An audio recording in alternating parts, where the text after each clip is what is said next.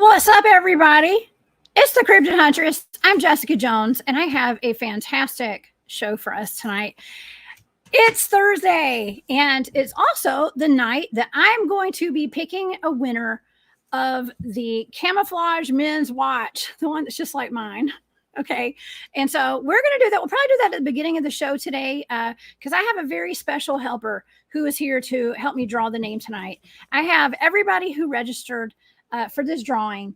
I have your names in a basket right here. Let's see. I got your names in a basket, and we're going to draw that in just a minute. I'm going to wait till Barry comes up tonight to get that winner. Okay, so this is going to be awesome. Barry gave me a bunch of targets, y'all. And I made the mistake of doing like 5 targets in one day. I did 4, I think. And that's kind of a lot. You're really not supposed to do that when you're remote viewing. So I think we're going to talk about that today. It was very interesting. We got some interesting results. One of those targets happened to be the Bermuda Triangle. So Barry said, hey, let's do that one today. So we're doing that one right now. If you'd like to join along with my data, I do have a Patreon that has all of the data. I did 2 targets with this. I did 2 targets and it's pretty cool. Okay. But I can't talk. Spit it out. Ben, stop dancing, please. My son is dancing right behind the computer, y'all. So sorry. So everything's like jumping around and moving, please. Okay. So yeah, live TV, y'all, live internet. Okay, this is what happens. But anyways, Barry Littleton is here. Like I said, if you guys would like to follow along, you can join my Patreon. Let me put all this up on the screen for y'all to for your viewing pleasure. Okay, and let's see here. Oh, thecryptidhunters.com. If you guys, why can I not talk? Stop dancing, please. If you'd like to follow along with all of my shows, go to thecryptidhuntress.com. Also, this is me on Patreon. I'm not used to having a dancing kid in here. Sorry. And also, I have War Woman Goods on Etsy if you guys would like to support what I'm doing and yeah, buy some jewelry. Thank you all so much for all your support. It means the world to me. I love all you guys.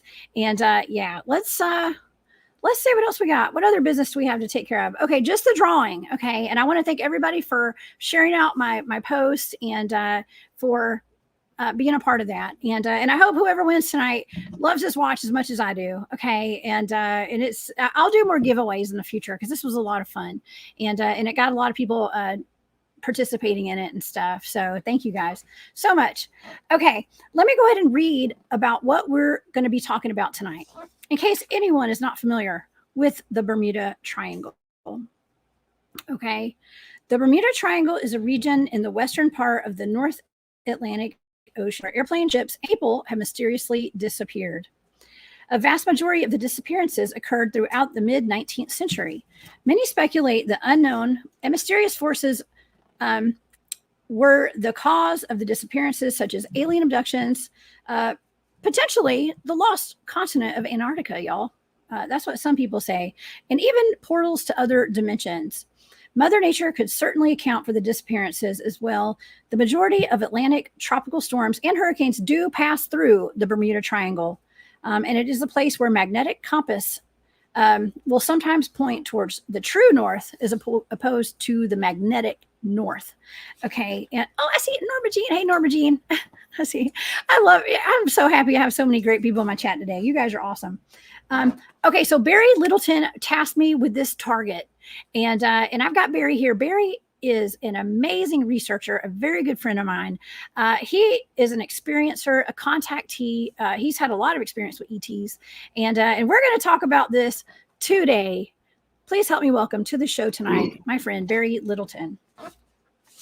Oh, greetings. Hi, Jessica. Hey, thank you for having me on again. Interesting times we're living in. It is.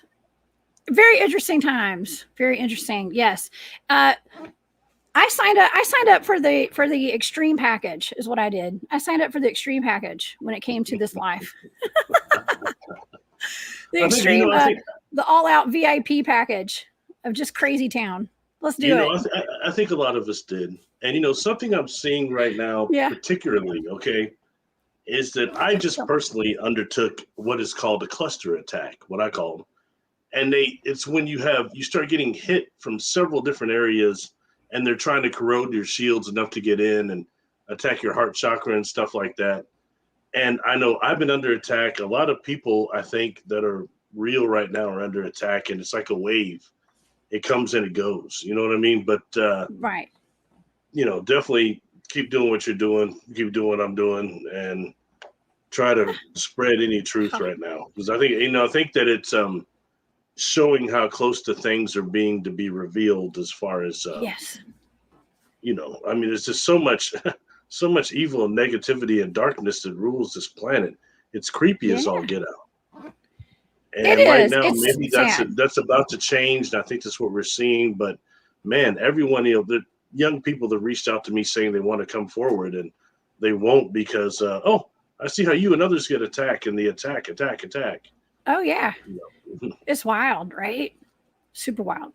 But it's okay. But that's why we're, find your circle of friends, y'all. And appreciate everything you got and all the people around you. And go with your gut. Really, really know who your friends are. That's all. Yeah. Why don't we do this? Why don't we do this drawing really quick? Because I've got a kid over here that is bouncing off the wall. Yeah, do that. Okay. I like it. I can't see his face. He's got the ninja thing going on. I like it. Okay. So we're about to do this drawing. This is for the men's camo watch. Okay. Whoever gets this, please let's find out who it is first. Okay. So this is the Cryptid Hunter, everybody. Okay. He's got his face hidden. And these are all the names of all the people. What is that? I don't know. Oh, okay. I don't know how to pronounce your name exactly. Arc heterotype. Oh gosh, did my computer just freeze? I think my computer just froze. Okay. I'm seeing you clear. Okay, it's Arc heterotype. Okay, perfect. So you are the winner of the watch. Please get in touch with me, and I'll hit you up on Instagram. This is an Instagram drawing, everybody, and the watch is yours. So congratulations. Okay. What was the name? What was the name? Oh my gosh. See, I don't know everybody's real names, y'all. So Art, what's the name? Heterotype. Oh, that's cool. That's a nice, that's cool. That's a cool name. Yeah. So okay, yes. I had to repeat it. It's like the one name in there that I'm not exactly sure how to pronounce, and that's the one that came out. I love you guys so much. Thank y'all. I love everybody's names, their screen names. It's always fun. Okay, well, let's get into the target tonight. Okay, now that we've selected the winner here. Let's talk about the Bermuda Triangle, Barry, and tell me exactly what you were thinking when you gave me that target. First of all, I want to throw in an apology to somebody. Oh gosh, I think her name was Marisela, but I've been getting attacked a lot. So I'm kind of, when people say certain things, I mean, I pull out my sword and my shield, and I go pretty hard. And so I probably had misunderstood what they were saying. So I want to apologize. I don't always take everything correctly. So, but as far as this target, wow. Well, the problem is right now, I'll just be honest with you. Okay. The problem is I've been in this whole thing for a while now. I came forward in 2014. I took tons of arrows from the Caucasian community, from the African-American community. I took a bunch of crap. Okay. And now I'm seeing people that are coming forward, that are coming out of nowhere. They're stealing half of what I'm talking about. And really, certain things I talk about are very specific. And it's obvious that they're stealing. I got a little offended by it, because I'm not somebody looking for recognition. It's not like this. I'm not a guru. I'm not a teacher. Okay. But nonetheless, I am very aware. And sometimes credit needs to be given where it's due. And I just took offense to it. But it's the way that the dark forces attacked me recently. You know what I mean? That is just a way that I have somewhere that I need to shield up more. Mm-hmm. So I want to give an apology to that person that I was a little bit harsh on, but just make everybody aware of how much the frequency right now has real people getting attacked. Not just me, anybody that's being hard. I think you're probably under attack. A lot of people that are in the audience, it is what it is. When we talk about the war between light and dark, it's very real. And it's going on right here, right now on this beautiful terraform firma. Anyway, back to the target, my friend. Yes. Okay. Yeah.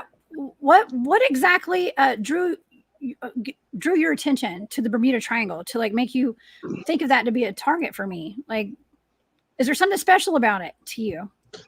Two things. One is I have like what are past life memories concerning that region, okay? Not just there, but region and technology and things that are sunk once. I won't even say that was Atlantis there. I think it was something else. Maybe what the Red book calls Dalmatia. But something was there in that area that sank with the crystals. And it's they're these crystals that are solar magnetic charged crystals, and they're very much like the crystals that I've seen on board craft, these quasi crystals that are very large. And when I refer to this, I will have the audience go back also to another target, which was High Brazil. I had you look at that one and the Phantom Islands because I also believe that they have the same type of technology, and this technology with these quasi crystals that are self bioluminescent, chemical luminescent. I've seen them on board craft. And I'm going to release another video over one of these illustrations I have over this engine I've seen when I was a kid. And it has this chemical or bioluminescence inside these quasi crystals that are about 9 feet tall. Each one of them, there are 3 of them, about 9 feet tall, about a basketball goal, by 3 feet wide. And they were illuminated inside, generating this chemical bioluminescence. All right. So that's, in essence, what I picked up on incarnating here were underneath the sea there. Okay. And that that these same type of crystals are not just what I saw on board that ship, but also the other one. So I'll just be quiet from there and let you go over all the data. But you asked, so I'll just get that out there because I think it's more important what you discovered. Okay. Well, okay. So I was given blind targets, you guys. Barry gave me blind targets, and this is one of the blind targets. I honestly don't. I don't see any connection to the Bermuda Triangle personally, because I don't know anything about the Bermuda Triangle. I just am a channel for all the data, right, Barry? And so even after I've done this, I've looked over my data so many times, and I still don't know how it connects to the Bermuda Triangle. So I'm going to go ahead and just go over some of it, and then I did 2 separate targets, which they can both be found on my Patreon if you guys want to follow along. Now, I want to be very upfront that, I did several targets in one day, and I did another target actually, where I actually hit on the Bermuda Triangle in target number 2, Barry. And I actually wrote that down. But that wasn't the target of that one, which was interesting. So I don't know. It's something to think about. But anyways. No, I will take what do you think? Partial guilt for that. I'm sorry. I apologize. I hit you with too many targets in one day. So it wasn't a good idea No, on my part. So I'm sorry for that. I shouldn't have done that many. Yeah, no, it's okay. It's okay. Absolutely. That's Norma Jean. That's my friend, I want to tie into this too before you get started with the data also is that I was kind of coordinating this with not just the Bermuda Triangle, but the Devil's Triangle. And they're kind of connected if you look it up and the amount of phenomenon. So it's about what is actually causing that in both these areas, these mysterious triangles. I'll tell you what else is mysterious. I must have said the lost continent of Antarctica, and I meant Atlantis. So I'm sorry if I confuse anybody. Thanks, Enzo. Yeah, I probably said the wrong thing. I'm sorry. I just saw that comment. So, okay, let's get to it. Okay, so I'm going to go ahead and just, I'm going to take the comments down for a second because I'm getting distracted. I need to focus, y'all. Okay, so the first target I did, I picked up, wait, is this it? Okay. Oh yeah, I was picking up, I was seeing stars when I first went into the target. I thought I was seeing stars. I was seeing stars. Something that was very sparkling and shimmering and illustrious. Something that was growing and expanding. It was almost like it was breathing. It was something that was like breathing. Okay. But I picked up on water, like a lake or something. And I I also picked up on Mars and a planet, like a planet that was like Mars that was in this. But I was picking up on a lot of growth, something that was like growing exponentially, like getting way bigger. And I mean, I just skip over some of these words because they don't make sense to me. Okay, but continental drift and continental divide and lakes. I kept picking up on a whole lot of water, like either a big lake or an ocean. Okay. I mean, I have more data, but that was the first one.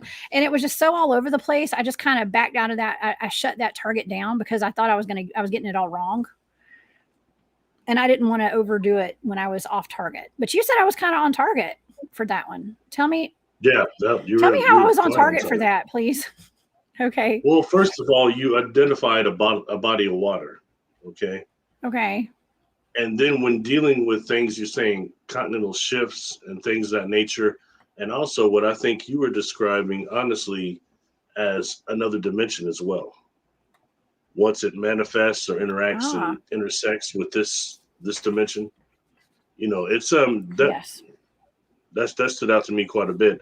But the thing that was interesting was the Mars part. That kind of shocked me a little bit. Mars, yeah. Why did that shock you? That was on that target. Yeah, you said Mars. Mm-hmm, right? Yeah.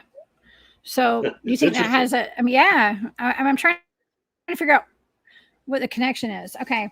All right. So let's go to the next because I went back into this target again because I was like, well, I didn't get enough information. Let's go back in. And so I picked up on, these are some of the words, y'all. Okay. And this is, I'm going to give you my AOL. That's the analytic overlay. This is me trying to make sense of what I'm seeing. Okay. I'm just going to go through some of these words, not all of them, but I'm going to go through some of it. So I got cold fusion, water, underground, surface, surfaced, like something came to the surface. I was picking up Aruba. I picked up amoeba.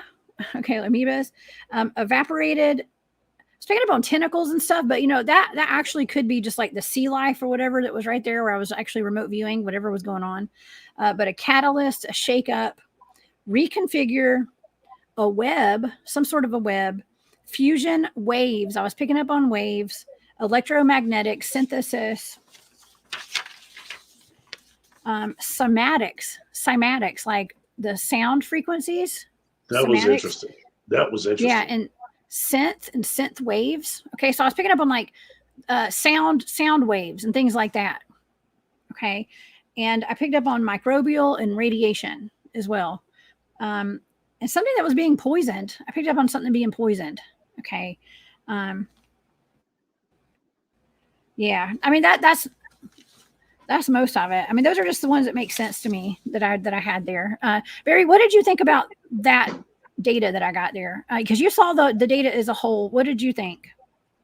Well, there was a lot of it because you did like 4 different pages, so that was really good. But when looking at first is you mentioned radiation and all these other things that are involved in this. I think what you described. Well, okay, just keep going. Actually, keep going with the information before I say anything, because you have a lot more than what you just described. No, before I start chiming in, so. I have more on other targets. Okay, well here, how about this? I meant just that one because you viewed that one twice, so just maybe I the did, second but that was the gist of it right there. No, that was actually the gist of it. Now, there was another target that was not the Bermuda Triangle. I don't know what this other target was. I don't know if you even told me, but it's the one where I had the Bermuda Triangle in it. And I thought maybe I could go over some of this data too. I don't even know what this target is. Or should we just wait? What do you think? Which target was that, Jessica? 1 through 5. Number 2? It was number 2. Yeah. Because I was picking up on Puerto Rico and stuff like that. So, okay, and I picked up on Aruba on that one. That's so far. Right? Number two was a cryptid.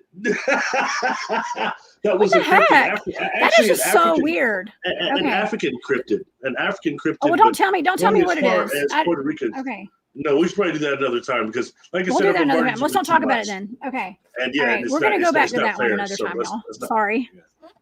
Yeah. I picked up on the Bermuda Triangle on that target though. Because you were on with that one. Really, really good. Okay. Okay. You kept picking up something you didn't mention in this, and that you kept picking up things from coming undersea, underground Yes. from the earth, but undersea also. That describes very much. And the reason why I started getting irritated earlier, because people kept saying, well, such and such are saying that this and that. But for a long time, I've been saying what I have past memories of, which is not just that area, but these things that are these quasi-crystal devices that were here on this planet that ran certain cities. And I think when that place crashed, I don't know necessarily that was Atlantis there, but that area, whatever it is that went down, these solar magnetically charged crystals went down with it, and they're connected to something that's called the Urim Thermin, which are those huge 12 crystal caverns inside of the earth. I've done videos about all this stuff on my YouTube channel, so you can just connect it there. But the Urim Thermin, I think we're connected, and it's a grid point thing. All right. And every time these solar charged crystals, and these are the same ones when I say I want to relate this to another target you did, which is High Brazil and the Phantom Islands. And I told you, I think every 7 years, the reason why these Phantom Islands appear is because truly they're inner Earth ships. And this is stuff I get psychically and have memories of. They come up to the surface to actually recharge their solar cells for these magnetically solar charged crystals. They have to every now and again be recharged by pure sunlight. So they come up from the inner Earth and do that. And that's why they're seen every 7 years with all the mist around them and all the things that are the evidence of an energy source that's converted orgone into life energy from water into that process. And it creates that type of the byproduct of that. I talked about this a lot, is like a mist that creates lenticular clouds around these craft. But anyway, so that's just making the technology for what I've seen on board certain crafts that were probably Legion crafts to what is on High Brazil and the Phantom Islands into what was running Atlantis. And let's take it and expand that a little. Interesting. Let's expand that a little bit further. Okay. There are other beings that have been here that come back and come forward, and what they've been known to me as are the planters. And what these beings do is they specialize in crystallines, not just quasi crystals, all sorts of crystals, mining them from planets that are, outside with no Van Allen belts, like the beings I've talked about involved in this alliance. Okay, but these planters come here and they plant constantly these crystals here, especially ones that were in the destruction. They replanted them from Atlantis or Lemuria. They replanted them within the earth, and now they're coming to surface. And a lot of the people reincarnating are coming in contact with these crystals. This is very real. Okay, and just taking this and adding something in there just for fun. Okay. We, during the presentation, the conference you and I were at, which is increasingly becoming a long time ago now, about a month and a half, there was a presenter there. I met her a few times now, Abby Lynn. And Abby Lynn had part of her presentation, she talked about something she called the Crystal Wranglers. And she described that as these non-corporeal beings that go to different planets throughout the galaxy and mine for crystals only, and then specifically attune them to certain craft that are being built. That's very real. There's no way she could have known that. She got that from a very real way. That's very similar to what I'm talking about here. When I talk about the ship construction, is that one part where you have these metamaterials that are pulled from planets that are devoid of Van Allen belts. And the solar radiation they get on the magnetic on the metal deal is super different. Is totally different, and goes in what we call super materials. And then they combine that with a quasi crystal type of compound with DNA from the crew, and that's what these ships are. So the ones I'm talking about, I've been on board. Okay. But when dealing with the crystals, it's the same thing. So every single thing you're talking about is in target number 2, Barry. This is so weird to me. Okay. Every single thing that you have mentioned, from metamaterial to crystals to sailors to God knows what, everything, buried hidden treasure in a portals are in target number 2. But you said this is not the Bermuda Triangle one was target number 4. But this was this is 100% what that target was right here on the target number 4. I know, y'all. This is live on air. If you want to talk about that target, go over the data on it. This is wild. Why I'm not? going to go with this data. Let's just talk about it, okay? So, okay, I'm going to go over the data that I got for target number 2. Okay, we're just going to go over this because almost everything you just said is in this target. Okay. And we obviously did not go over this before the show, y'all. We're doing this live on air. No. It would spoil everything if we did that. It wouldn't be real.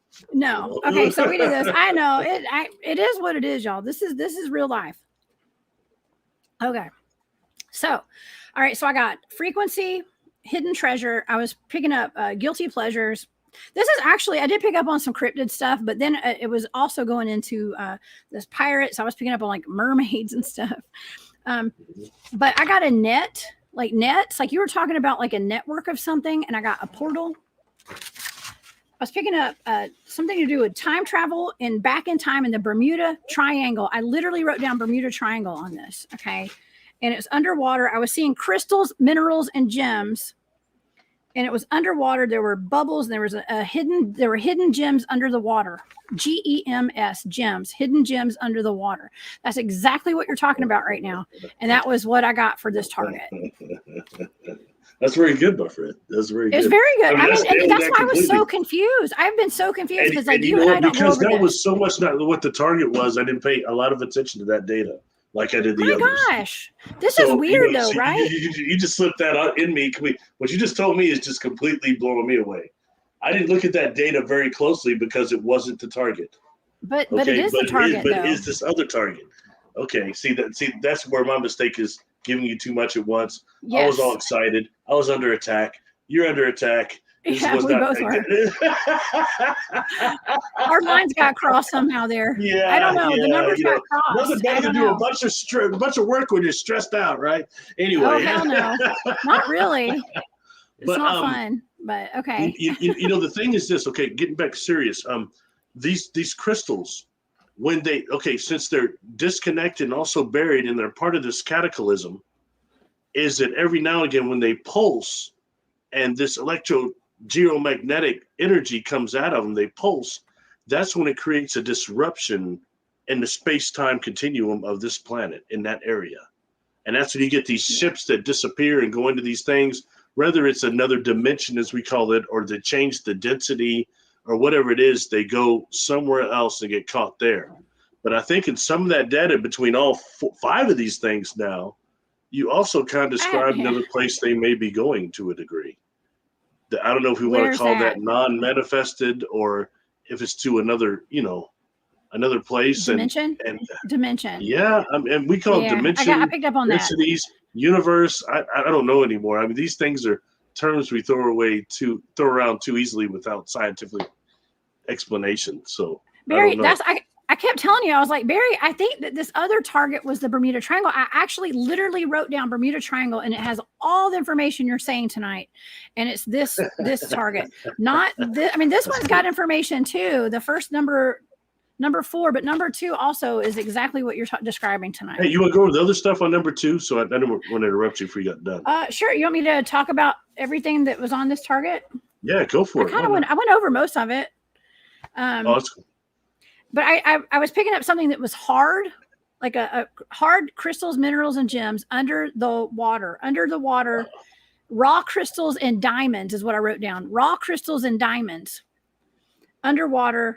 I was seeing bubbles coming from underground, and there was hidden gems. A hidden gem, GEM, gem.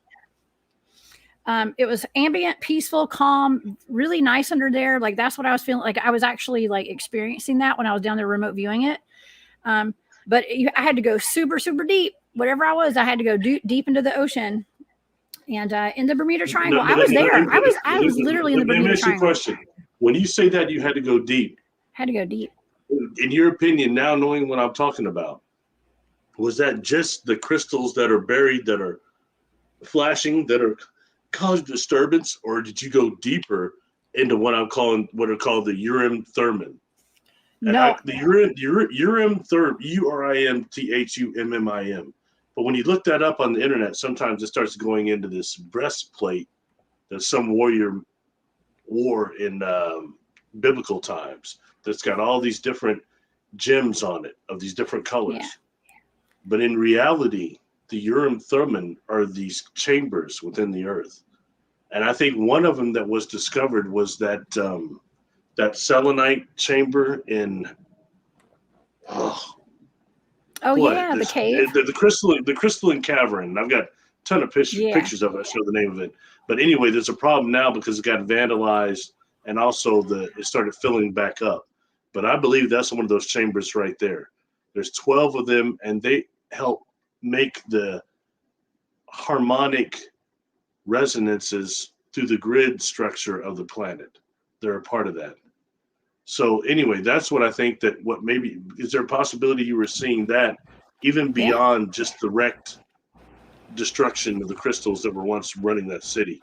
Do you think, or maybe I'm asking you? I don't know. I mean, I was just picking up on crystals, like diamonds and raw crystals is what I picked up on. So it was obviously beautiful and sparkly. Okay, and remember in the first target, the one that's the original Bermuda Triangle target, I was seeing something very shimmery and beautiful and shiny, and it was like glittery and stuff. So it all goes together. Okay, like all this just melds together. It all makes sense.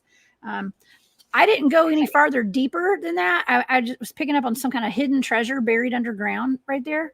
But I did pick up on, I wrote diamonds and raw crystals in that's interesting. Hidden gems. Each chamber is supposed to kind of be correlated with our color spectrum also, which is only 7. That's Roy G. Biv. There's supposed to be 7 or 12 chambers though. But each one is supposed to coordinate. Like the blue one is sapphire, the blue chamber. Then, the red one would be the rubies, and the white would be the diamonds. And each one of these is these chambers in the earth that are creating the harmonic resonance of the planet. I mean, I even read things when I was younger that went as far as saying that there are those certain gurus that are supposedly, however old, that are meditating on these mountains to help keep that resonance also. And the first time I actually heard about that, strangely enough, was by hearing more about, you remember back in the early 80s, there was that cat, the Rolling Guru. You remember that? No, I don't know that person. No, seriously, there was the rolling Guru. He rolled all over India. Oh, yeah, I do know that. Okay. Yeah, he had the stick with him. He rolled everywhere. Like he did somersaults, right? Like he flipped his body. Yeah. Okay. Yeah. Okay. That and amongst other things, it just rolled all over India. You keep laughing, but I'm serious. You remember that. But anyway, but he's like coordinated with those Indian those gurus though that were levitating and helping keep the resonance of Earth. I think Shakti, actually Paramahansa Yogananda and Shakti Gawain, they're not Shakti Gawain now. Oh, his teacher. They talked about that a little bit too. So Yitishwar. Swami Yitishwar. He's like, I'm just rolling around keeping the resonance of the earth right. Yeah. That was okay. So wait, that's actually in another one of these targets that you gave me. Hold on. It was something about leveling out the energies around the earth. Like it was like another one. I don't know what all these targets were because you didn't tell me, right? So I still don't know. But there was something about. You did pretty good on that one too. Actually, we didn't talk about it. You did do bad on that one. I can't remember because there's a stack of remote viewing data right here. Okay, so it's a lot to go through right now live on air. That was the first target. Yeah, but it was something about evening out the resonance of the earth or something like that, like with the grids and everything. Like that was in my data too for some of these targets. I mean, you even had like who built the pyramids as one of those targets. Do you remember what that target was? That's the one target I told you. You know what it was? The building of the pyramids. The builders of the pyramids. Yeah, and it was. I have many past life memories of that as well that I didn't disclose during we talked about yet. That's why I wanted to know. And more, I want to know. We didn't get quite into that, so you probably need to look at it again. What do they look like? Because you described the technology being used, which blew me away a little bit. And the technology of it caught you first. And you were describing We're not talking about that. We're going to save that for another show because that is amazing. Oh, sorry. I was. Hey, don't give it away, Barry. Sorry. I'm not good at keeping the old paranormal show to secrets. do. I'm not that brother. But I did. It had okay. Okay, Barry, can you hear me? I think my computer's lagging a little bit. If it is, I'm going to switch over to my phone. Am I good, y'all? Yeah, everything's all right. You can hear me? Okay, good. Perfect. Okay. Yeah, it is really weird, y'all. It's amazing to me that I pick up on these remote viewing blind targets myself. I mean, it amazes me every time. And it makes me excited every time. And yeah. And yeah, sometimes if you do too many of these targets, sometimes they get crossed over sometimes, like happened to me. So like for instance, what you saw with this targeted Bermuda Triangle is what I was born remembering. And for me, like when I met somebody at a certain point in my life, so I've been watching you a long time. When I was actually a teenager, said you are young, 13. They said, I want you to read these books. They're going to help some of the past life memories that you have. I never told anyone I had that. And one of those books was Edgar Casey over Atlantis. And this year I'm giving you is about probably 1985, about 86. And when I started reading that, a lot of what he was saying was triggering stuff. Another one of these books was Initiation by Elizabeth Hayes. Oh, that one was really bad. That one really triggered a lot of everything and stuff I could resonate with that I remembered. And it was rough because as so many of your audience, y'all have past life memories. You go to school, they're talking about Christopher Columbus and a bunch of other BS, Amerigo Vespucci, but they're not talking about anything that you remember. The cataclysms you remember or the drownings or any of that type of stuff that was going on with civilization back then. And you keep thinking, history class will get to it. No, they never do. So anyway, sorry. The history book's never going to tell us any of this stuff unless we write one. You and I, we're going to write our own history books. We're doing that right now, actually. Well, by just doing these shows, I think it's so important that we're doing this. I do have a picture, by the way, of that crystal. Let's see, what is this? This crystal engine that you had talked about? That's this engine. Yeah, and that's when it's deactivated. And that was done for me by Christine Dennett. And the only thing that's missing from that, she had done it for my actually rendition I drew when I was a kid when I experienced this. But the inside, what looks like the almost looks like copper wrapping to me, inside these crystals were glowing. They had a chemical or bioluminescence inside of them, a pink, yellowish type of glow that was going on at all times. They very much felt alive. And when this thing got activated, those crystals, and like I said, they're about 9 feet tall by about 3 feet wide. So this thing is huge. And I think what they were using to harness this energy is what we call the vacuum effect, which occurs in actually space. And that's the two plates you see, the metal plates that are going up on the side. That's creating the vacuum effect, vacuum space. So whatever they're harnessing there, and I had a being that was floating, and I've got this, I'll release this another video tomorrow in celebration of this that you've done. A video that's 4 years old. It's on Patreon, but it's over this engine. I showed both the pictures of it, 3 of them, and also the being that was around it when I was dealing with this insectoid. And he was telling me telepathically, so quick, before I can even say anything, this doesn't just power Legion ships and motherships, it powers small planetoids. And also, it's capable of healing human flesh.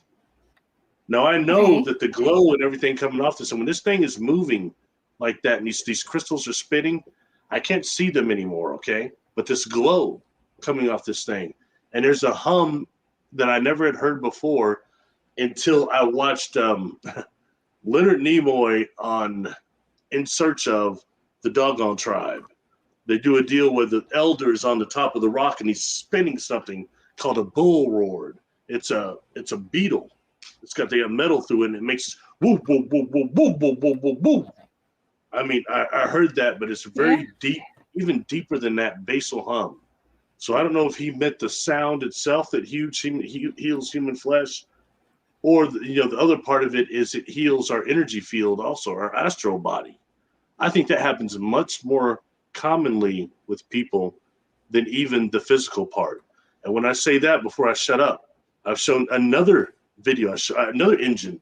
I think it's a brain. It looks like what we call a fullerene now. The fullerene, which is circular with all the hexagons in it. This thing was huge. I was just a kid, okay? This is back in the 80s. There was no early 80s. This was no stuff like this going on. They hadn't even identified what the fullerene is yet. This thing is spinning and it's generating this light that's going up this column. This looks like a building to me. It's really big. But up there is it's like a deck, we call it, or a level where I can see people, but they look phased out and they're coming. There's one of them close to touching this light over the rail. So I want to go up there. Next thing I know, I'm up there. And when I say this, I'm there physically, but when I was up there, all of a sudden, oh my God, I'm sick already. But it makes me about to pass out throwing up, okay? Very close to throwing up. Like being on board a merry-go-round constantly. Yeah, and you a get lot off, of energy, huh? Yeah. Well, it's dimensionally, it's off. The inside and the outside of these crafts are not in the same dimension. So when we're on board one, it's not easy to survive. I can only speak about the ones I've been on board, okay? I can't speak for all the other contactees out there. You've got 1,000 different species, 1,000 different galaxies all coming here. But I can tell you what I've experienced. Probably more than that. Yeah. Yeah, most likely. But since everybody just wants to talk about reptilians and grays, that's what I liked about the show we just did with Tony. Tony's saying, he goes, "You're right, Barry. That's like our neighborhood people." Was right? Tony Rodriguez, you guys. Secret Space Program. Yeah. Project Star Maker. Y'all go check it out. Yeah, super cool cat, man. I've enjoyed every time I met him, interacted with him. So anyway, absolutely. But just going back to that, and I think it's paramount in trying to remember that and kind of bring all this together in what we're talking about and solidify it. So it's important, especially what our past has. And right now, before I shut up, I've had so many clients. Even before that, before I even announced I did this stuff, I had people coming to me that were constantly having really big problems with drowning, problems with water. Ooh. And so often it was connected to past life memories of either Lemuria or Atlantis. Oh, yeah. I mean, it's really, when we talk about the trauma we carry within our bodies, those of us that really have a problem with drowning, think about that. Have you done a past life regression? Is it from dying in that cataclysm? A lot of those souls are reincarnating right now, but they carry so much trauma, and this world is so screwed up, they are not able to help. Anyway, we're not going to that. Feels a little bit like Sesame Street, but it is. Sesame Street. That was a bad joke. Funny. Bad joke. Bad joke. Yeah, well, what I noticed is that crystal, the crystal engine that we showed on the screen a while ago. That's what it looks so simple. It's just copper wire around crystals. I mean, how simple is that? It's not complex. It doesn't seem like, and it's putting off so much power. You know what I think the difference is that couldn't be represented in the illustration, Jessica, is that the crystals themselves, although they were large, the configuration of them, like the lattices outside of the way they were glowing, it did not look human invented. Did not look natural in that way at all. Okay, and also I like crystals like for everybody in our crowd here, but none of them that I've seen here on Earth are bioluminescent or chemical luminescent. None of them are glowing like that inside. Only thing I've seen doing that is on cartoons like Superman, Kryptonite. Yeah. Interesting. Very interesting. Yeah. I mean, I wear crystals on my necklaces sometimes, and they're wrapped in copper wiring too. I mean, that must be pretty powerful and put off a lot of energy. I can only imagine. I think a lot of us wear crystals like that. So, yeah, super, super interesting. There's your audience is familiar. That last comment was good. What they just said. Oh yeah, let's go back. That's Renee. Hey, Renee. Yeah, that was really good. Yeah. Something to also be familiar with is just those that are familiar with that Uranta book. Okay, looking at the Uranta book in the section of it that they call the Prince's Staff, which is some of the first non-corporeal beings that came to this planet. What we call ancient aliens, whatever, a little bit different than that even. They're non-corporeal. But they talk about where they lived. It was a place called Dalmatia, is what they called it. Dalmatia. Okay. And I once talked to this cat who was trying to actually isolate where they say that peninsula was in the Atlantis book. There's actually ruins there in that area. So just look at things like that and consider also how that was a part of this civilization. And we're going back to the civilization that had technology that, as I remember, we were making, things from that were matter into energy and energy into matter, similar to the transporter in Star Trek, but different. And when you talk about these instruments, they were actually driven by our personal kundalini, our personal energy fields, okay? And then when you got those that infiltrated, that were dealing with selfishness and hatred and hiding it, and they infiltrated and got access to that technology, it created it to go awry. And what I think is quite similar, what I remember is most similar to, I look for TV references. And one I found was The Never-Ending Story. And when you say that, everybody thinks about that damn big dog floating around. Not the dog. What was the main nemesis in the stop, Jessica? You're trying to get me off the track. I feel like we're grafted all of a sudden. No, seriously, but what was different is not the dog, but the main nemesis in The Never-Ending Story was the nothing. And it was dissolving everything from matter into energy. That's what happened here. That's what happened to that continent. Okay, it went up, sand, it came down to sand and mud. And it came down and created certain deserts in this planet that might not have been here before. That's what I'm saying. Wow. Just tell me what I can remember, okay? That's fantastic. And it gets weird because I can't prove it, no. But we all have past life memories. I try to understand mine. Yes, they bug me. You know what I mean? Like, how come you can't understand this stuff? And I think right now, the young ones that are incarnating are way ahead of me as far as this. They're incarnating fully cognizant. In the book,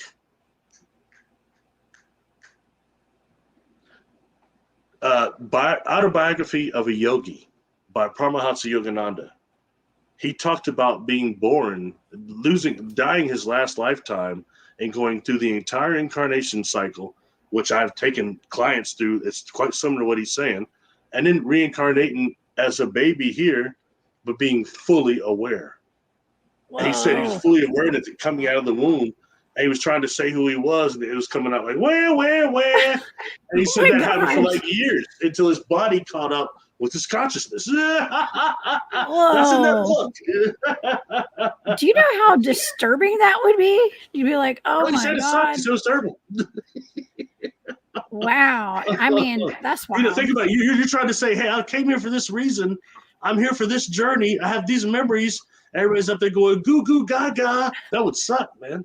Oh my God. Well, I guess it makes us look at our toddlers and our newborns differently, right? Like, okay. So for the podcasters tonight, because there's going to be, or today, whenever y'all listen to this, I want to read the comments that we're talking about, because I do have all my shows on podcast format, y'all. Okay. So y'all can find me on Spotify and all those things. So Renee said, these slabs are likely stored in the mantles from volcanic action. These called transition zone, a physically unusual region between 250 and 400 miles underground in the Bermuda Triangle. Also, this is another great comment from Renee.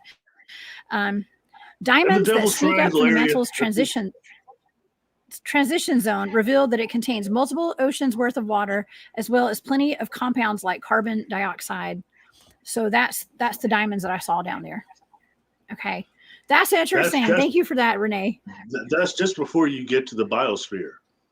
And the biosphere is liquid also. It's like an ocean too, but it's nothing but bacteria. And it's total bacteria, and it's where 90%, 95% of Earth's undiscovered bacterial organisms exist. In fact, when you put the whole biosphere together, it's more immense than all our oceans put together on the surface. Look that up. The Earth's biosphere. Okay. Deep biosphere. Deep biosphere. Okay, so we have another comment from Renee too. The rock core comes into play, which chronicled the volcanic underworld hiding beneath Bermuda's pink beaches. Wow, they have pink beaches. Obviously, I have not been to Bermuda. I've not been there. Yeah. I'm no expert on that place. So. Okay, well, just great comments, y'all. I'm not going to read every single one of them tonight. There's so many, and you guys are awesome. But yeah, hold on. My computer's my comments are kind of freezing up a little bit, so I'm trying, y'all. I'm trying to get everybody's comments tonight before we go. But yeah, so where are these people going then, Barry? Okay, where are all the planes going? Do you think the planes, the people, the ships, the boats, are they just going into a different dimension? Because I did pick up on a portal or multiple portals. You know, I think they go a different dimension, different density, and I think that it's nothing like what we think it is. It's nothing like here at all. And I think a lot of their third dimensional things are suspended till they come back, embedded in things or like whatever, or completely dead, or, you know, when you hear about the things, these ships that come back, it's quite interesting. The ones that are found years and years later. You know, there's somebody that is in my chats quite often. And I believe I think it says she, I can't remember who you are. If you're in here tonight, please raise your hand. Okay. She's often asking me to remote view Malaysia flight. I think it's 370. Okay. And what happened to that? So I think that would be an interesting target to do, Barry. And I said I would put that on our list. Okay. So let that be on our list of remote viewing targets. You know, have you ever those seen, flights just disappeared? You know, a very long time ago, I put up a picture. Oh gosh. It's called, it was taken by this stewardess. She's taking pictures of herself, selfies. Of course, everybody takes selfies. Selfies. So she's taking the selfies, but behind her is this thing that looks like it's sitting in a chair back there, and it's half phased out. It looks like some type of cyborg gray type of thing, and it's very interesting when you look at her. And it's obviously on this plane. It's called the flight attendee extraterrestrial. This is a picture. I'll try to post it tonight. But it's like, it even got like analyzed. It's real. Okay. And when you start thinking about, okay, you have people on a flight like that, and you've got these type of, whatever you want to call them, unmanifested, astral, inorganic, these beings that are some type of predators on board a plane like that. It really makes you wonder. It makes you curious. I mean, it's like all bets are off the table, you know? What about that recent sighting? There's been like 2 sightings of alleged like reptilians on airplanes, stuff like with that viral video. You know, our society's obsessed with reptilians, and I have an issue with it. Okay. Strictly because I've heard, like everybody else, all reptilians are negative, so I'm not sticking up reptilians and they're evil, this and that, the slee stack, the predator, we go on and on. But yet when I look at Ray Hernandez's survey of over 2,000 real contactees, and when the reptilian question comes up, over 2,000 people, they're saying the negative encounters is very small on there. The amount of positive is large, and the amount of unknown is even larger. And when I ask about that, people got to fill out why. Is because they were frightened they weren't hurt, but they were just so frightening by the physical appearance of these things, which is understandable. But yet they weren't hurt it wasn't nothing negative encountered at all. And when I saw those schematics, I contacted Ray. I said, well, this must be messed up. He's like, no, Barry, it is what it is. The data's the data. And, you know, I'm one person, when it came to that question, I had to skip it. I've not encountered reptilians, which I said in your show before is cool with me. I've not encountered bipedal crocodiles on ships. I'm all right with that. Not yet. Not yet, at least, right? No, nothing I can remember anyway. I'm cool with that. I think that's one of the shock you enough. You remember that crap, man. But anyway, But on the serious note, I mean, just when I read that, I mean, I expect to see all negative on there. So it tells you so much of what we're being told is crap. It's just not correct. And we have to see clearly, what has all the contact with them been? Has it just been Draco and this and that because such and such said so and got it going in these communities? Or is there something else going on? Or maybe there's just a lot of it around. There's a lot of them around. I don't know. Bigfoot Michigan Rob might know. I don't know. Thank you for that super sticker, Rob. my favorite BMR. I listen to what Credo Mutua described them as. The different classifications he described the Shatari. I think that might be the most accurate, you know. And I won't give any names, because someone got really upset with me and accused me of asking them about this individual who I've met before, which I did not. Okay, anyway, I won't even go into that because they want to blast this person. He's one of the first people coming forward trying to attack me over nothing. All right. Okay.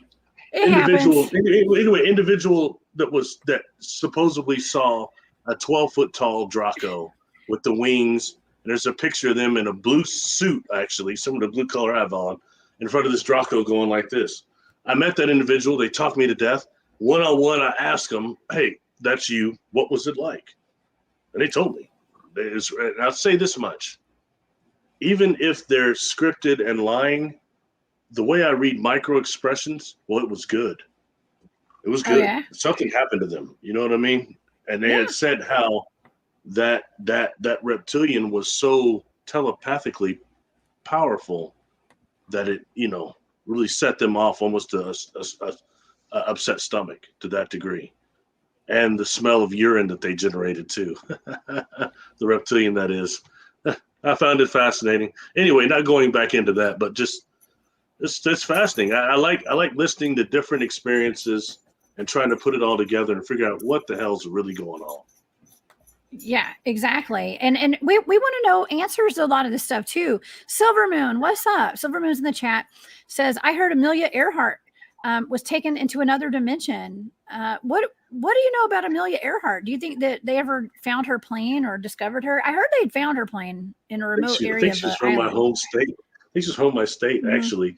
Really? I don't know. I don't know. I honestly don't know. That's a good question. But Star Trek Voyager, the older show, did a whole thing about Amelia Earhart, and they had this deal of her going to another dimension that's out there in that quadrant or whatever. So I don't know. That's a good question. I can't answer it though, but that's a great one. Yeah. I had my dad's friend. My father's 90, and he had a friend, George Admiral George Byrd, or it was actually Boyd.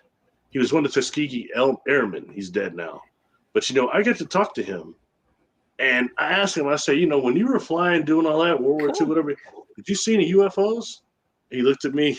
Brother sitting up there having a strong bourbon. He's old too. He's looking at me. He goes, yeah. He said, when I was flying back then, he said, I flew he said, no matter what they tell you about us colored pilots, we flew some of the best. I saw some of the best. I flew some of the best. And he described being over some area, I can't tell you where, but he saw this UFO that was doing this. He described it doing and he looked at me. He said, brother, I promise you, nothing at that time or now could do what I saw. Oh, wow.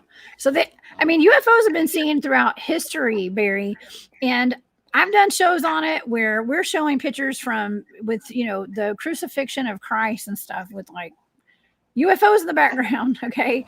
It goes back to like 15th century and stuff. Have you remote viewed in that? The art. Have you remote viewed that? I have not yet. Boy, that'd be an interesting show. I get asked to do that all the time.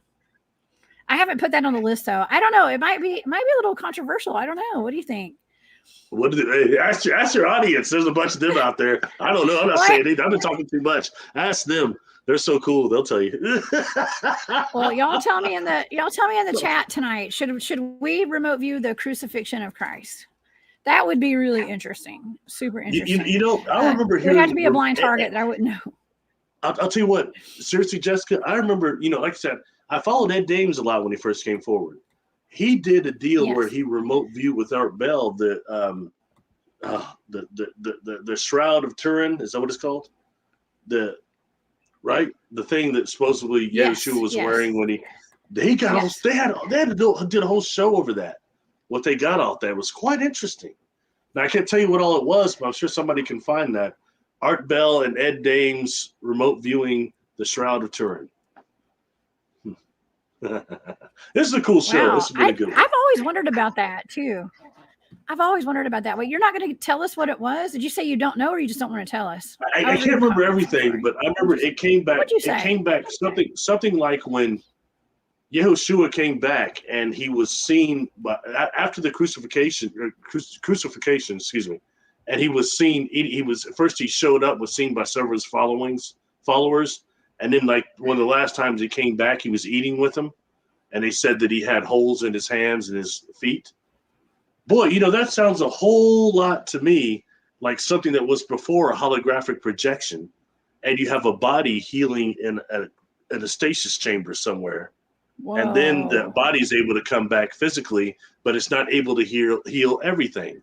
Oh my God! But he was eating with them. He was eating. If I remember what I read correctly, he was eating with them, but he wasn't doing that before. He was showing up. He was like light, and he was giving speeches, and then disappearing or whatever. But then he showed up at the end. He was eating with them, and they said they could see the holes in him. What is that? We need to really, really look at this stuff right now, especially with where our technology is. Let's do it. Let's look into this stuff. Me and you can do it. You trying to get eggs thrown at me? No, I'm just kidding. No. We're already getting pelted with tomatoes. Why not throw eggs too, y'all?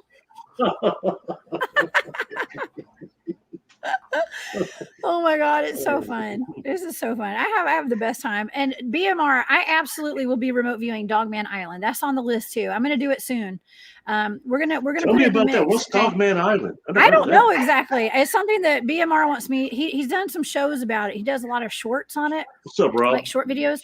Rob's in the chat, y'all. BMR, y'all go subscribe over to Bigfoot Michigan Rob on YouTube. He's a good guy. Absolutely. And yeah, he's actually going to be going there to this Dogman Island. I believe it's in Michigan. And wow. And we just need to look into it. How about that? I'm going to leave it at that. And I'm going to leave the storyline over on Rob's channel because that's the story. So interestingly enough, I just got to hearing some things on, I think it was Bigfoot Project. They had several things about Bigfoots in Michigan and about how much the sightings have increased in the last few years. Like they're like going out of control or something like that. It's real interesting. Yeah. Yeah, there's an uptick in all these sightings of everything. I just feel like the veil is gone. The veil is gone. The truth is out. Cryptids are exposed. People are exposed. Everything's exposed right now. And it's just, and it's scary for people that aren't prepared for all of that. And so, yeah, I don't know. I think we're just in an odd time right now. So everybody go try to have fun and be happy right now. Cause there's so much darkness around us and people that aren't on the vibration of, and people that aren't like inquisitive and really into UFOs and remote viewing and all that stuff. Like they're freaking out right now. Okay. Because they don't understand what they're experiencing probably, and things like that. So I don't know. That's just my thought. Doesn't mean I'm right, but that's just my thought. In that case, it's the case to hide it. And right now, part of this shift we're going through, Jessica, is people that would never be talking about this in their marriages and in their families are starting to. Things are changing. It may be gradual, but things are changing a little bit. And I think that's real important, And the amount of contact that's happening right now that's intense, that may not be negative, it needs to be put in the light too. And just contact in general, positive, negative, all of it. Different cultures, different races, different faces, all of that needs to be put together to see what we're dealing with. We've got to save this place or save humanity. Save humanity. Save humanity's stewardship of the planet. Let's say that, all right? Yeah. Maybe this won't turn into a prison planet for real, like what Tony was saying. Just well, I hope we keep the stewardship. I think all of us in the chat, you and I know that if humanity screws up much more, you've got a whole host of beings from other extraterrestrial, interdimensional, multidimensional that are more than willing to come here and take over stewardship of this planet. They're bunch of reptilians. Whatever. I'm just kidding. Saurians, whatever. I mean, I know, I was joking. I mean, it's interesting. Food for thought. What I don't want to be somebody's food. It's not the worst one. What force is it that is making the reptilians, the evil ones? Like, what is the force that is the prime intelligence that's actually making the higher grades that we call Ebens, that seem to be even more biological in that their eyes are not just cameras. They're the ones you pull the multiple lens off of. They have the total white sulfur, smelling stuff underneath them. What is the prime intelligence to sending them here? Nobody knows. Oh, it's the tall whites. We don't know that. We don't know that. Who sent them?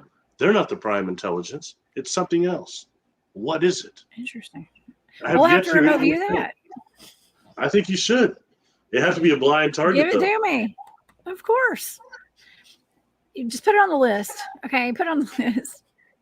Throw Dogman Island in there. We're doing that. We're doing all these, y'all. The crucifixion of Christ. Dog Island. I want to find out more. Oh man, we're already in enough. We're in enough trouble already. We're in hot water with all this that we're doing anyway. So I'm just kidding. No, we're actually protected. Norma Jean's got us, and when Norma Jean's got my back, I tell you what, I'm very protected right there. So I got your back too, Norma Jean. I love you very much. I'd be interested to ask the person that was throwing in all the ecological stuff if they feel that it's the devices and that negative entropy that caused the volcanoes to explode that destroyed Atlantis.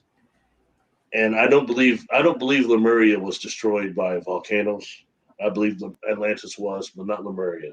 I think Lemuria was the other moon that got brought into closer to orbit and crushed with some type of a beam, and then brought in to rain down on that area to destroy Lemuria. And that's what actually destroyed the firmament of this planet. It didn't go the way they expected. Those heated fragments destroyed the fragment of the firmament of the planet. So I was wondering what they think about that. You know, where they, because I'm no geologist, so I don't know. But it's good food for thought, you know. Yes. Wow. Yeah. I'm sorry, y'all. My son came running upstairs to tell me something. He's needed my phone. Okay, so sorry, very important. Actually, it is important. So yeah, I don't know, Barry. We've covered a lot of stuff today. We've covered a lot of stuff, and mostly the Bermuda Triangle. I do think that people are coming. I think they're going into dimensions. Honestly, I think a lot of it is natural environmental stuff too. I think a lot of people go missing because that's a gigantic ocean out there, you know, and there's probably a lot of crashes and they just go in the water and they're never seen again. But why are there so many crashes and boats sinking and airplanes going down in that one triangle? I don't know.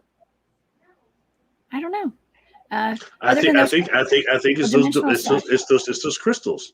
It's the crystals, exactly. And they're so, and it's like your audience just said, you know, how deep they really would be under there.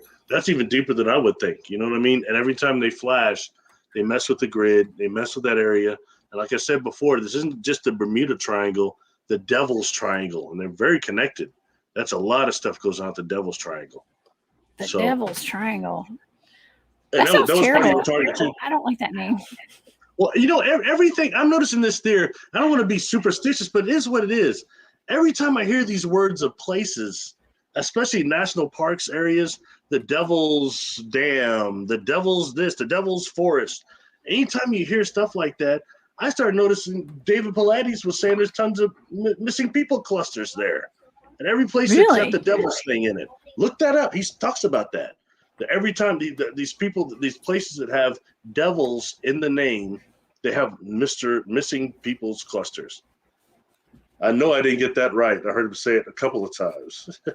Yeah. So that's where I was thinking, man, a brother like me, I'm not really trying to go hike anyway. And if I do, I leave it up to bold people like you and your audience. Me, I enjoy the city conveniences. And if I do go out there and I go hiking, my black butt is certainly not going to where it says Devil's anything. Devil's Drop, Devil's Falls, Devil's nothing. I just go where everything's named Booger, like Booger Holler. I like places. Booger, like wood boogers, Bigfoots. I'd rather go hang out with boogers than devils. Anytime. You know, I've often wondered, are boogers more skunk apes? Is that really more of a classification of skunk ape? It's just a Bigfoot. It's a Bigfoot. I don't know. Well, we have booger hollers and things like that here in Georgia. So yeah, I guess you can call them skunk. A skunk ape is just a Bigfoot. You know, it's just regional to like Florida and the swamps usually, but we have them here in Georgia. But we have swamps in Georgia. I don't consider the ones up in North Georgia where we do research and I go out there and hang out and go camping. I don't consider them skunk apes. I just say Bigfoots. So it's all a matter of whatever you want to call them, I guess. They don't actually like wear a name tag that says I'm a skunk ape or anything. So they're just Bigfoots. So I know it's just up to you. Those are cool. Those are cool good comments over there. I just looked at some of them. Yeah. One of them said, bring Thank a y'all so notebook much. when he say look it up. I'm sorry I do say look it up a lot, but I just do that because it gives a reference to what I'm saying, so it doesn't look like I'm just totally a nutcase saying, oh, you know what I mean? Which could always be the case, but hopefully not. Yeah. And we also need to take into consideration when it comes to the Bermuda Triangle or the ley lines too, y'all. And 24/7 Dogman, UK, yes. Ley lines, that's important. Like I didn't come up with ley lines in my data, but I do know there are ley lines out there. There's a whole gigantic cluster of ley lines in the Atlantic Ocean. It's not right where the Bermuda Triangle is, but there's like a big intersection right off the coast of, I think it's Florida, actually. I think it's Florida. 2.47 Dogman Yukon Man. If you look at my YouTube channel, in fact, Jessica, I'll forward it to you. There's a video I did over the Urim Thermum, and I think they're connected to the ley lines also.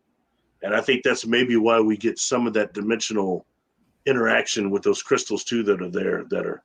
I think it's all connection and created that fluctuation in the ley lines. That's what I think anyway. Can't prove it, but. Okay, that's interesting. Yeah, ley lines have a connection to everything. All the high strangeness. I tell you what, I have a friend who is mapping out ley lines right now, and she traveled those ley lines, and it is amazing. I got to meet up with her a couple weeks ago, and yeah, places of power. I don't know. We're high strangeness for sure, and they actually a lot of these ley lines. When you look at the ley line map and you look at some of the places that my team goes out and does research at, there's ley lines. I'm just going to say there's ley lines right over them. So go figure, right? Go figure. Sorry, I read the comments here. What are you laughing at? So somebody said, I say Sasquatch because I'm Native American. I kind of like the name Sasquatch. I think it's pretty cool. It's better than, I like it better than boogers. When I hear boogers, I'm like, see somebody going like that. You know what I mean? And then also Bigfoot too. That always sounded a little corny for me because when I was a kid, my older brother, Reggie, he's 66 now. He's way older than me. And he used to tease me so hard because I watched this thing called Bigfoot and Wild Boy. I can't tell you how much he roasted. He still talks to me about this day. You watched that sorry show? Because Bigfoot go like this, wah, wah, wah, wah. And he go jumping through the whole valley. Sorry, anyway. Little things we don't forget, you know. I was either watching that or the guy that put on the suit, William Catt, flying around, greatest American hero, you know. Anyway. Oh, yeah? Well, why not? Okay. I don't know. I didn't watch that. It was a joke, Jerica. You didn't get it. A joke, Jessica. You wouldn't get TV jokes. Anyway. Oh, my gosh. Okay. Well, I'm just going through the comments. I know it's... Here's one. Digger Dog. One book Dave wrote entitled Devil in the Details. You know, I've not read that one, but I heard it's really good. Yes, I just had that up. One book that he did write that I checked out was Water Deaths. And when he says about actually the people that were actually, the autopsy was done for the people recovered during these water deaths, that they had like something like, seriously, like 30 GHB. Times the GHB, that they would have in a, forgetting from a club. I think it's really interesting. And taking that, looking at that, and something that was called in Manchester. In fact, I did this interview with this guy, Andy Boots, I think is his name. Super cool. Okay. He's in England though, and he's from the Manchester area. And I asked him about what's called in the Manchester Canal deaths. Some serial killers that are disposing people in the canals there or pushing them in the canals. And he talked about that a little bit. Very interesting, you know. Wow. There's like 60 people killed like that. Wow. You know, I remote viewed that man. Oh gosh, this doesn't have anything to do with that, I don't think. But what was the name of that man who was on the phone with his wife? And he left her a message in the middle of the night, and he was like all gurgled and stuff. And he was found dead the next day or sometime after that. He'd been out partying with his friends at a club. and they found him, and I think he had GHB in his system and stuff. And it was just really odd. And he left this message. It's like something was absolutely like attacking him. What was that guy? It's in my Patreon. I think that was a Patreon only video that I did where I had remote viewed what happened to him. Yeah. Hey, what do you think about that actor that recently they found his body? He was the guy that played Jor-El on Smallville. Julian Sands was his name. He's been on a bunch of stuff. And he went missing for like 4 weeks. They just found his body like a week ago. I kind of wonder what happened to him, really. I don't watch the news, so I don't even know who that is. I'm sorry. You mean you didn't watch Smallville? What the heck's wrong with you? I just don't have time to watch TV. That's a joke. That's been 20 years, 23 years ago. Just joking. Smallville. I remember that show, but I never watched it. I just didn't watch it. But seriously, I don't know. There's missing somewhere in, I think it's Colorado or somewhere, and it's a big deal, kind of. He's real experienced, and I think David Paulides talked about it, but I haven't watched all of it. So. Interesting. Well, David Paulides is one to watch. He's got a great YouTube channel where he talks about missing people every day, just about. He's always posting videos there, and there's so many. It's very disturbing. We have so many people going missing out of our national parks and all over the place. So, yeah. They're right about and the Bermuda Triangle. Mm-hmm. And the Bermuda Triangle. They're right about what they're saying about ley lines on that comment you just posted. That's correct. I heard a lot of stuff. Yes. In my state, there's a ley line point, and the stuff you hear about that city there is really interesting. Yes. I agree with you, Digger Dog. I'm much better off not watching TV. You are 100% correct on that. I'm just over here on YouTube doing my thing. So, yeah. I don't agree. I'll watch it. I don't agree. I'll watch it. Now what? Barry loves TV. You got some shows you love. You surprise me with the shows you watch too. I use it for science references too. Now what? I'm just teasing. Hey, everybody's got their guilty pleasures, y'all. Okay. Some people just like soap operas and WCW and WWF and stuff. So I know. I'm not calling anybody out. Barry, I love you, man. You're awesome. We have fun here. I'll tell you something else. This you want to throw it out. You know, when I was a teenager, I was one of the many black men in my school that didn't tell people I really watched 90210. I didn't tell nobody, and those other brothers telling that either. I was tearing it up. I had to see if Luke Perry is going to get more tore up the next week. What is he going to do next week? I watched it too, and I watched the one after it too, where they were like, I watched Melrose Place too. Yeah. I watched it. I gave up on Model Zeke. I said no more. I had to draw the line. No Model Zeke. I know. Okay, we're getting corny here. We're so done. I know we're done. We're done. This has been fantastic, y'all. Barry, this has been a great show. Hey, good job on that, on what you saw at the Bermuda Triangle. It wasn't an easy target, okay? And I inundated you with too much stuff, so you did really good. And seriously, thanks for doing it. And I think what we learned from it, it correlated with what I saw in past life memories. And there's no way you could have known that, okay? So that's important stuff. It's data in 3 different ways. So thank you. Absolutely. Thank you, Barry. You're always giving me amazing targets, and it's a lot of fun. And I love doing them. I actually hit you up the other day, and I was like, Barry, you got some targets you want to send over? I'm ready. So we're gonna go. Oh, yeah, I got a bunch of them. Yeah. Well, we both got carried away. We both did, because we were excited to do it. That's how much we love doing this, y'all. And because we're looking for answers for these things. Where are these people going?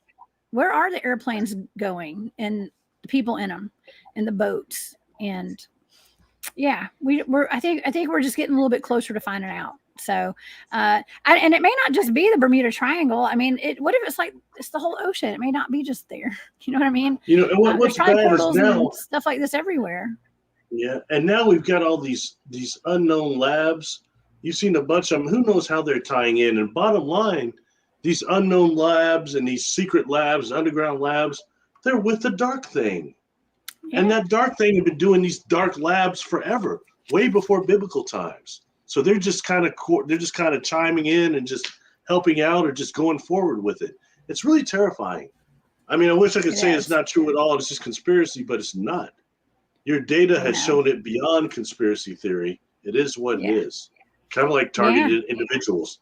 After that conference, you and I both know that's a real thing. I did already, but certain things happen there that I know, now. Yes. That's why I had to see it. Absolutely. Forrest Louie, thank you for that super sticker. You're so sweet.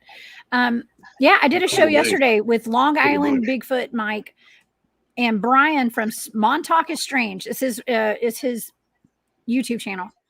And, is that the guy that lives in Montauk or something like that? He lives in Montauk. Yeah, he lives right there. And both of them live up in that area. And Mike has actually seen Junior, who was a Bigfoot that was in the Montauk program there. And we had some pictures yesterday on my show that he showed of him. Sorry, you just went over it was really interesting. I hope that you guys will. Yeah, well, you'll have to watch my show. Montauk. How about that? You're gonna have to watch my show, baby. What do they think about that thing? The Montauk project. That washed up on the shore. The thing that everybody tried to say was a raccoon carcass. That's what they called the Montauk monster. Okay, and honestly, to me, it was really odd because it looked like it had a beak, but people said it was a bloated raccoon. Okay, but it looked like it had a beak. Okay, so I didn't show it on my show yesterday. What did they say? We didn't talk about that. We had other stuff to talk about. Man. I know, right? We didn't actually talk about that because we were talking about, they based the TV series Stranger Things off of the Montauk Project, and there's all sorts of really weird entities out there in cryptid. So we talked about that. Real quick before we get out of here. In 2017, the lady that designed my website, I have to probably help me more, and I've never done anything with it, but she had told me a story. Actually, we were on this panel speaking, and somebody came up and asked if any of us had been part of the SSP, and I said no, and most everybody up there did. But this lady, she says, I think I was in what they call the Montauk chair. And when we were one-on-one, she's designing my website. I just asked her about it, I'm like, tell me all about it. And she described her father being in the Air Force, and she had a twin sister that he would take them to work sometimes. This time he took just her, and she goes into this room on the Air Force base, and she thought that she was going to see the dentist. And when I asked her why, she said it was this chair in there. It looked like a dentist chair. And she described it. I mean, to the point of where I had her isolate the years of dentist chairs that looked like this. And she's going like somewhere around 78 to about 82, 83, those type of chairs.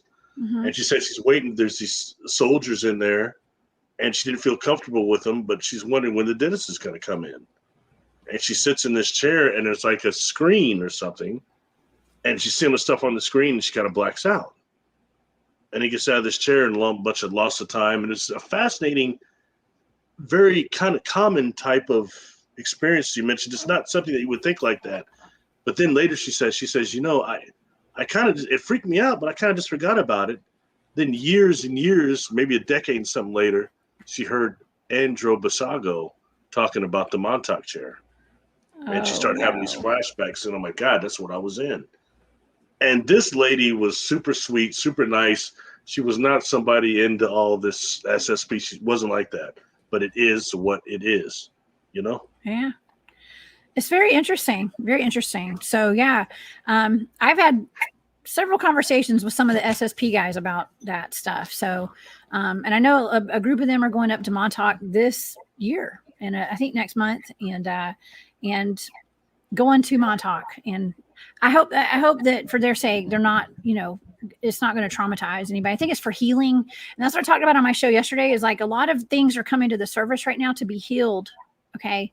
Just like we're talking about all the trauma from Atlantis sinking and things like that. It's like past life traumas of everything. I mean, even I watched a little show today about women that were accused of being witches, like, things like that trauma, like it's coming up again. You know what I mean? Like that kind of stuff. It's all coming up so that we can finally heal this stuff, this lifetime. So food for thought, Barry. That'll be interesting. I do have a question. Do all of them going up there, do they all break dance? I don't know. Maybe. It's not. There's no telling. I used to. Okay, so you okay. used to break dance.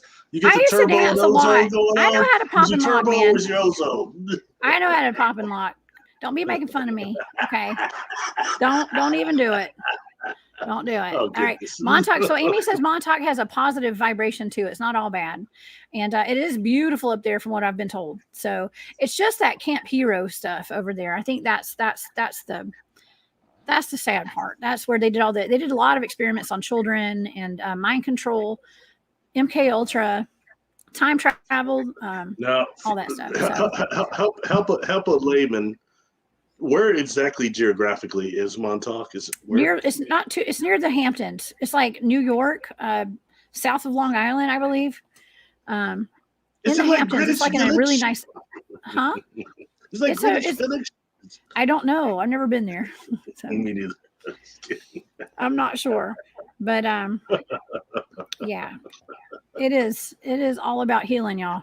So let's try to heal. We're healing the planet right now. Maybe it's near the pine. Is that near the pine? All jokes aside, all jokes aside, is that near the Pine Barrens?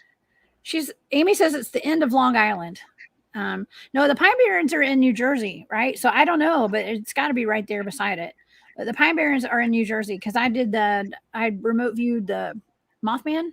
Is it Mothman? No, the Jersey Devil, y'all. I'm sorry. The Jersey Devil.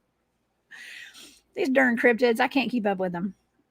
So yeah, it's at the end of Long Island. Amy lives up there. Amy actually grew up around Montauk, and she's been there. She got chased out of there by a security guard, by the way. Okay, so and actually Brian, who is with Montauk is Strange on YouTube, I believe he got chased out of there by the same security guard or one like it.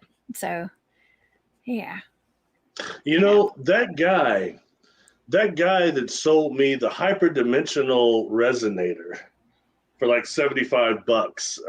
What was his name? Anyway, he had said some very interesting things to me. Interesting things. One of them was he talked about not just the Montauk project, but a bunch of others that are in the private sector, time inventors of different types of time technology, and how they're invited to this like sponsoring conference every few years. And the people that go, the ones that have real time technology, are basically kidnapped, wiped, and made to look crazy and put in an institution. And he claimed that at this institution, if I looked it up, and I can't remember the name of it now, for he got mad at me, but it was an institution where most of the insane people there, mentally ill people there, claimed to be time travelers. Wow. And he said it's all the people that involved that designed this technology, of course, like his, that worked, right? But anyway, interesting food for thought when you say something like that. And one of the things he said that really didn't ring to me is total BS. You know what I mean? What's that? Oh, yeah. Because when you think about time technology, the private industry, it's big and it's heavy.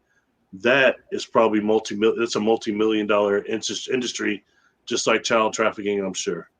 That we don't hear about. It's not mainstream, that's for sure. Absolutely. Well, on that note, let's call it a night, Barry.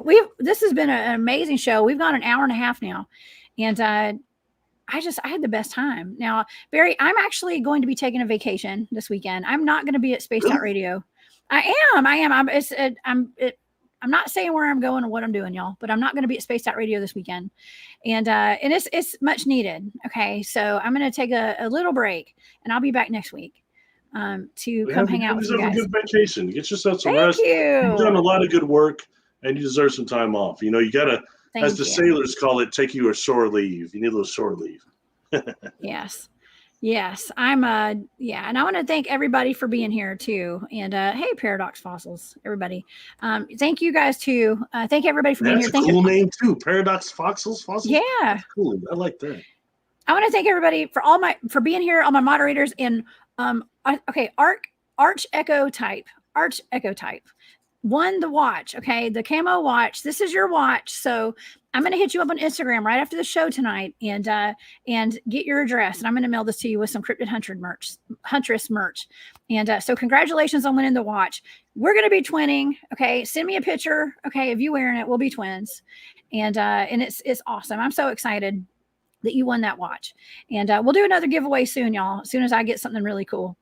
Maybe something even bigger next time. Who knows? Okay. But Barry, I hope you have a wonderful, wonderful weekend. And hey, thank you for joining me again today. Thank you for having me on, and thank you for doing all those targets. Oh, you're welcome. Thank you for giving them to me. And even though they did, one of them or two, a couple of them did get crossed like that, the data was on target, which is weird. It's so weird, right? Yeah, it is. Yeah. But that's how remote viewing works, and there are people that do remote viewing understand that, and so that's just what happens. Okay, all right, everybody. Well, thank y'all so much for being here, and shout out to everybody for all my moderators and stuff. I think I already said that. I'm sorry, I already said that. I'm going to see you guys. I'll be back next Wednesday. That's my next show. I will be on other people's podcasts at the beginning of next week as well. But my show will be next Wednesday here at the Cryptid Huntress. And then I'll be back at Spaced Out Radio the next weekend. Okay. And I already have my guest booked, y'all. I went ahead and booked my guest. And they are going to be out of this world. And you guys are going to absolutely love them. Okay. All right. Well, y'all have a great night. Have a great weekend. Barry, have a great weekend. Love you to death. Thank you. Take care. Thank you to the audience. It's always a pleasure. Enjoy your vacation, my friend. Thank you. I'll see y'all later. Bye, y'all.